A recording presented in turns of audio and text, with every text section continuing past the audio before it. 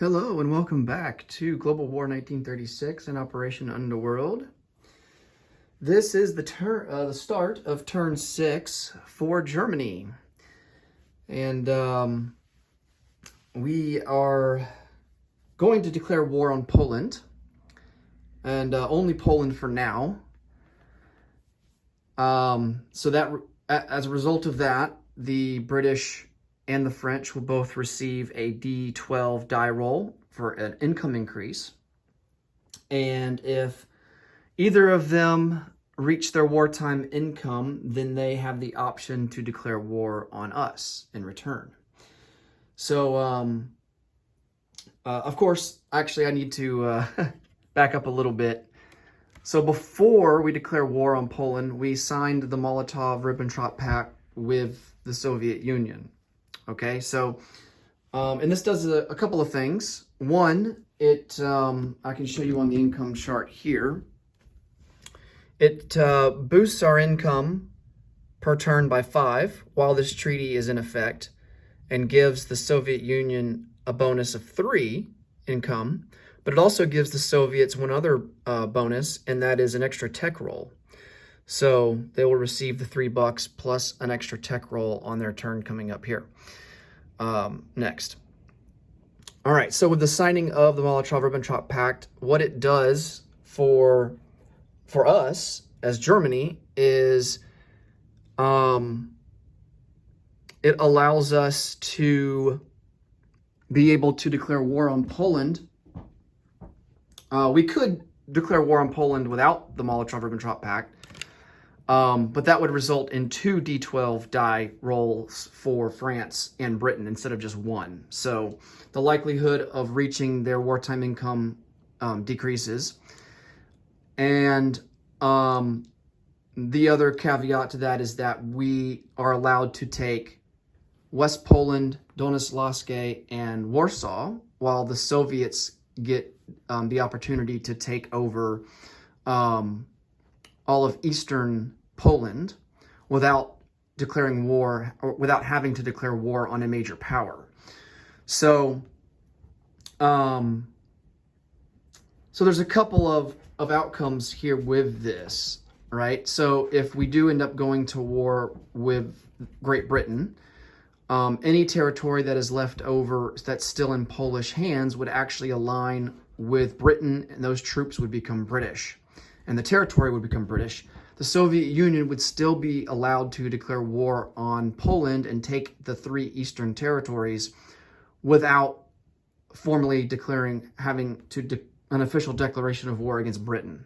Okay, so so the Soviets would be able to do that. The Soviets are also allowed under the Molotov-Ribbentrop Pact to annex Estonia, Latvia, and Lithuania.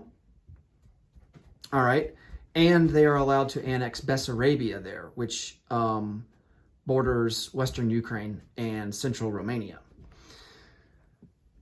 And then the Soviets would also be allowed to declare war on Finland, but they are only allowed to take over Viipuri province, which borders Leningrad and I believe that's Karelia, I want to say. So they're only allowed to take over that one province under the Molotov-Ribbentrop Pact until the Soviets reach their wartime income. Once the Soviets reach their wartime income, which is at 19, then they would be allowed to declare war on anyone and have the ability to take over the rest of Finland, if they so desire. All right, so that's kind of how the Molotov-Ribbentrop Pact works. So before we roll for the French and British income increase, let's review our purchases and our tech rolls. So for techs, we're going to go for advanced mechs, radar, jet fighters, and advanced subs. For purchases, we're going to lend-lease an artillery to nationalist Spain for $4. We're going to spend $3 and buy a cavalry, $8 and buy 2 Marines, and another $8 Yeah, that's right. $8. It's 4 each for 2 mechanized infantry, and then we will save $1 for next turn. And then, of course, we can't forget to do our recruitment roll for Nationalist Spain.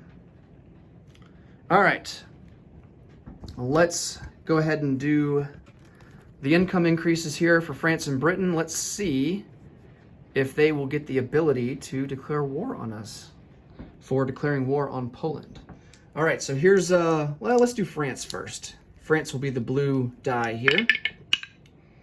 And he rolls a 4, and I don't think that's going to be enough for him to reach his wartime income. So he's at 11 right now, so that will boost him up to 15.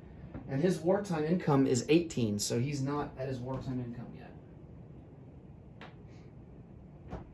All right, let's see how the British do. And he only gets a 3, and I don't think that's going to be enough either. So let's come over to the IPP chart here. He is at 18, so that will boost him up to 21. So he will be 4 short of his wartime income, which is 25, which is where the Americans are at right now. All right, so that means we are only going to war with Poland. No sense in declaring war on France or Britain yet. We will wait, most likely wait until next turn to do that.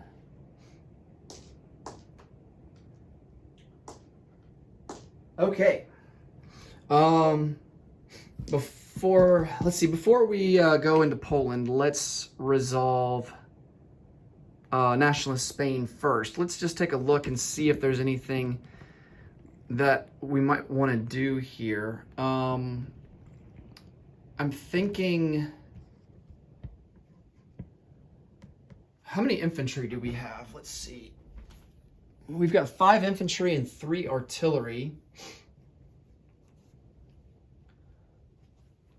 I'll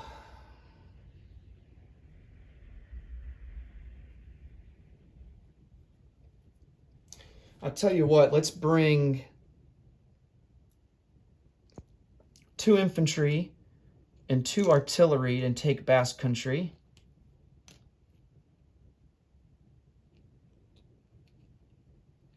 We will take that for free. We're going to try and make a move here, be a little bit aggressive.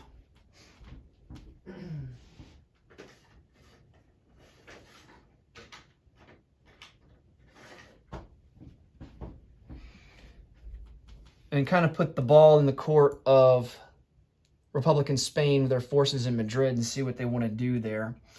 And then we're going to take 2 more infantry and an artillery and take over Western Andalusia back. So we need to put a roundel in Basque Country. So let me get some sculpts there to indicate what we have.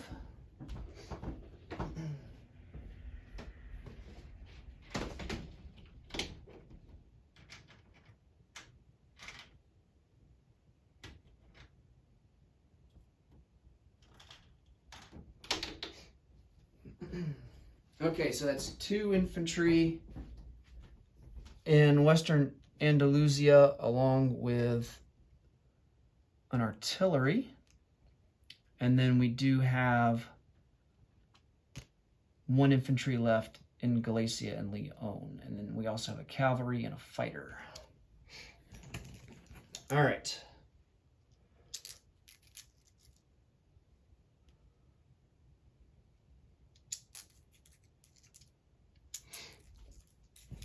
So that will boost up our recruitment roll.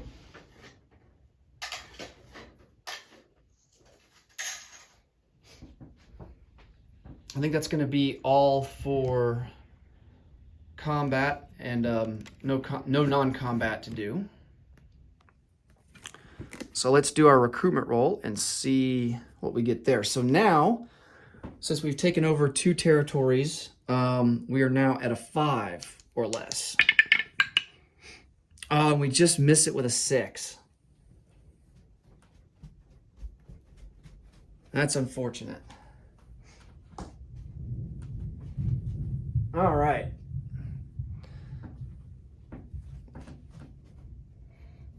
Let's do our technology rolls for Germany. We got 4 of them here. Let's see what we get. Wow, I think we hit on all but one of them. Yep, so that's radar. This one here is jet fighters, and this one here is mechs. So the only one that we didn't get was advanced submarines. So mechs are stage 1.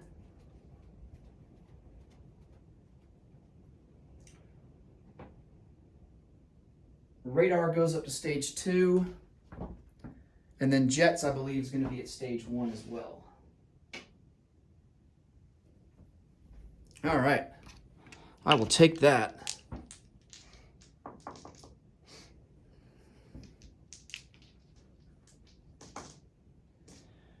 Okay, let's come over and do some non-combat. Come over here and do some combat moves.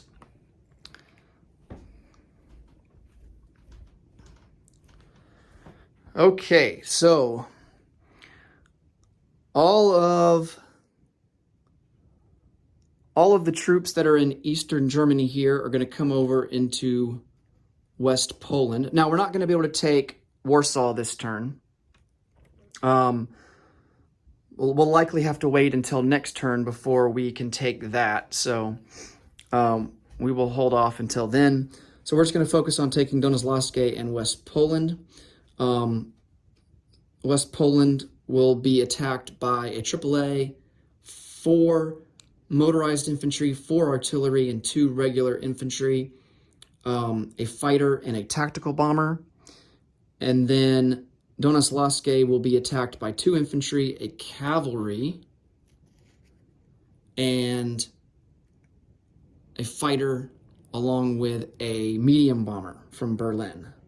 And they will have a range of, well, the fighter will have a range of 3 left. The medium bomber will have a range of, I believe, 4. No, 5. Yeah, he'll have a range of 5 left. And then these 2 guys here will have a range of 3 left. So, okay, let's roll some dice.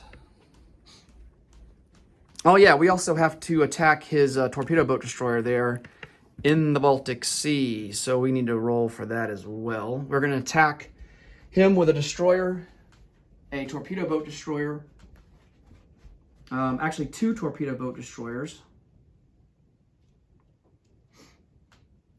and a coastal defense ship, along with a battle cruiser. So they will all come into the Baltic Sea to conduct that operation.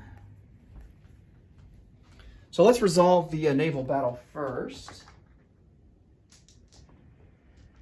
So we have 2 torpedo boat destroyers. They are going to be at a 2 or less. And those are both misses. We have a destroyer and a coastal defense ship. They both attack at a 4. I got 2 hits there. And then he will defend with his torpedo boat destroyer at a 2. Oh, and he hits. Oh, man. All right, so we will lose a torpedo boat destroyer. And we sink the 1 ship that Poland has. All right. Let's do the attack on Donaslavsky first. So for there, we have 2 infantry that are attacking at a 2. There's no terrain debuffs or anything like that. Oh, nice. We get a hit. And then we have a cavalry that's at a 3. That's a miss. And then we have a fighter at a 6. And there's the hit that we need. And not that it matters, but it's a medium bomber that is at a 7, and he misses. All right, he's got 2 infantry at a 4. And he misses with both of his shots. All right, so we take Donezlosky with no casualties. I was kind of concerned about taking casualties there. Wanted to do that one first and get it out of the way.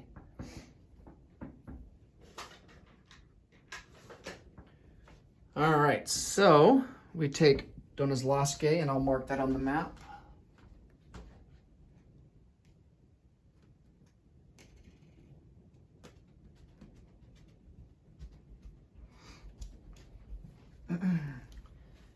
And now we have to do the battle for West Poland.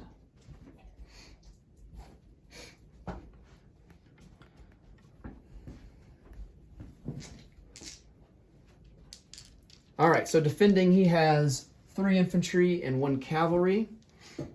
Let's roll for the artillery first strikes. We have 4 of those, so we get 4 rolls.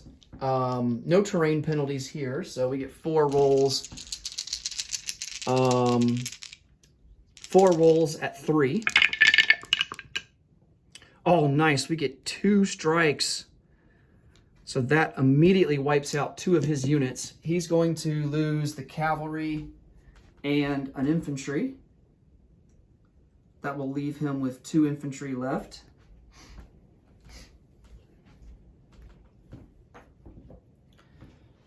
All right, and we have 4 motorized infantry. They will be at a 2. There's a hit. So we need 1 more hit.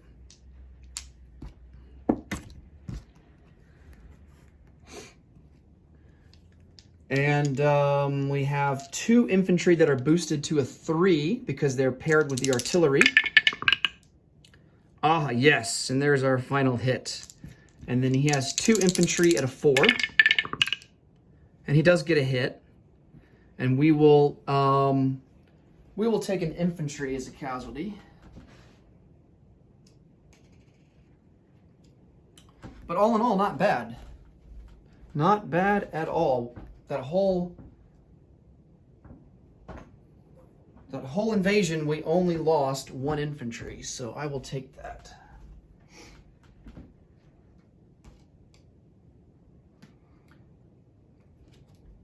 Okay. West Poland is worth 1 IPP, so that will boost us up to 25.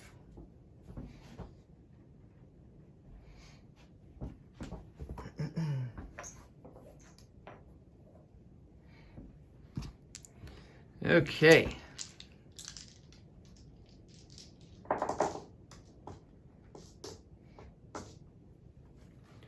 All right, let's come over here and do some non-combat moves.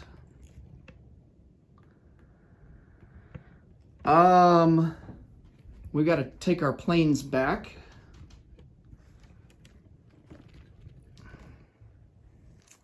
So, the medium bomber and the fighter, they will come back into Berlin.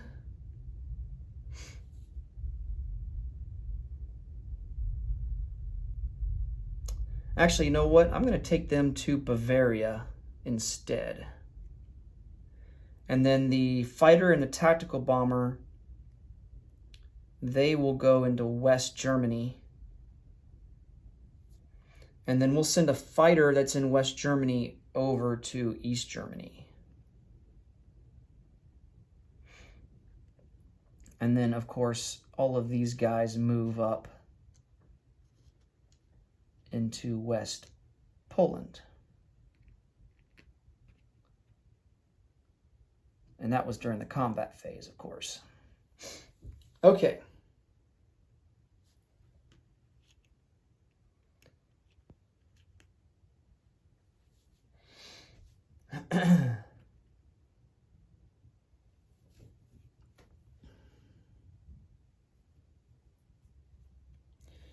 Now, next turn, we will be able to attack Warsaw. Let me see if there's any other non-combat moves that I want to do. Let's take 1 infantry in West Germany and bring him down into Bavaria. That will give us 4 infantry, an airborne, and a mountain there in Bavaria.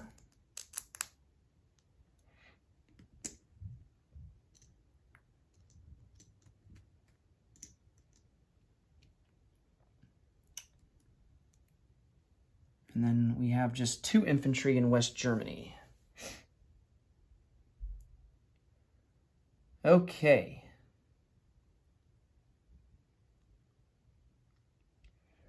I think that's going to do it for that. Let's check out our submarines here in the Atlantic, see what we want to do with them.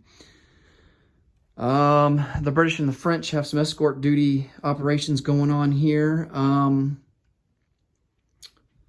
We've got a lot of defenses here in A21, so we definitely don't want to have anything to do with that.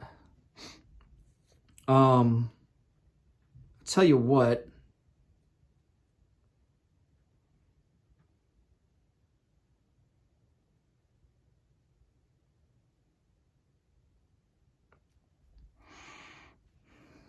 Probably gonna...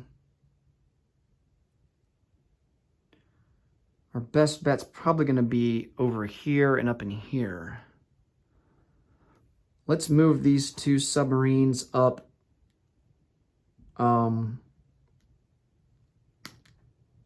up here and join the rest of these guys in A28. And we'll just kind of strengthen numbers, right, guys? Strengthen numbers. And then we'll kind of decide next turn what moves we want to make depending on what the British do. Okay, let's place some new units. We have 2 Marines that go into West Germany.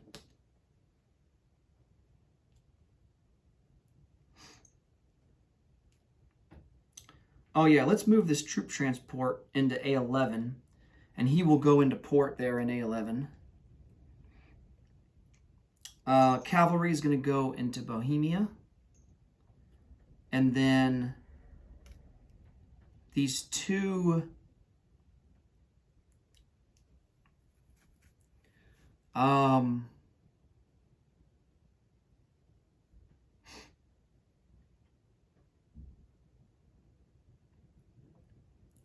these 2 mechanized units are going to go into West Germany.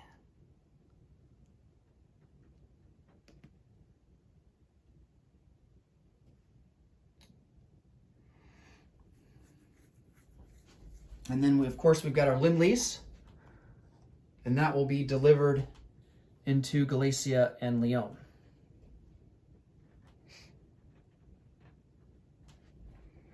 All right, so Germany will collect 25 is their default now. And then, of course, we get the bonus 5 for Molotov-Ribbentrop Pact, so that brings us up to 30. We don't collect anything for Sweden yet because we are not... basically, if we control Sweden or if Sweden remains neutral, we get +3 IPP for that. But I believe we have to be at war with a major power before we get the bonus for that, and we're only at war with a minor power right now, so we don't get any bonuses for that, I don't think. I can double check the rules for that off camera though. So we're going to collect 30 IPP.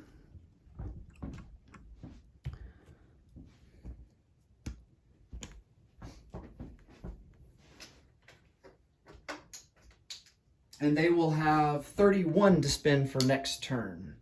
All right, that will do it for Germany. Make sure I'm not missing anything here. I think we're good to go. Next up will be the Comintern. Thanks so much for watching, and until next time, take it easy. See you later. Bye for now.